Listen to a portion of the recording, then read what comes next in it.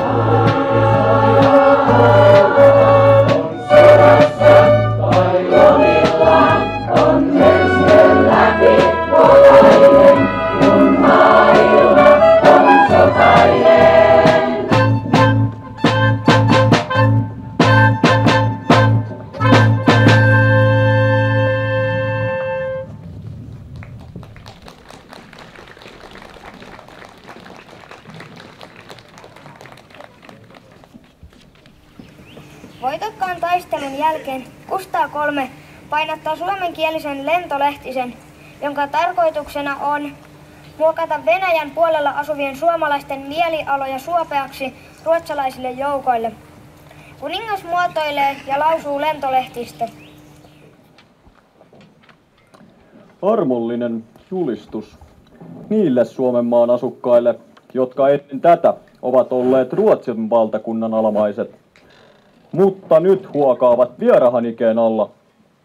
Me, Gustav, Jumalan armosta teemme tiettäväksi, että koska me sotajoukkojemme edessä löydämme itsemme lukemattomilla muodoilla vaadituksi astumaan Venäjänmaan rajan sisälle, sotahan varustetulla kädellä kostaa vihollista, joka lukemattomilla muodoilla on koettanut vahingoittaa meitä ja meidän valtakuntaamme. Kiirudamme me selittää teille Suomenmaan asuvaiset, te, jotka olette oleskelleet meidän esihaltijain hallituksen alla, jotka 2 onnettoman sodan kautta olette tulleet erotetuiksi meidän hallituksemme alta, ja jotka sitä myöden levottomuudessa olette olleet vierahanikeen alla, että me ole tulleet vahingoittamaan ja hävittämään teitä, mutta pikemminkin vapauttamaan ja pelastamaan ja yhdistämään teitä teidän sukulaistenne, heimolaistenne ja uskontunnuslaistenne kanssa. Me tämän kirjoituksemme ja julistuksemme kautta tahdomme teitä vakuuttaa ja kehoittaa, ettette pitäisi meitä ja meidän sotajoukkojamme vihollisina, vaan ystävinänne ja suojelijoinanne. Mutta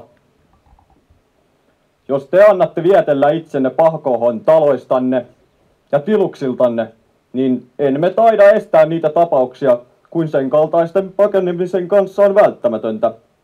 Ankarin asetuksin Me valvomme oikeutta ja järjestystä meidän kansassamme ja sotajoukossamme. Leirissä Mäki-Kouvolan tykönä 1. päivänä heinäkuuta 1789. Gustav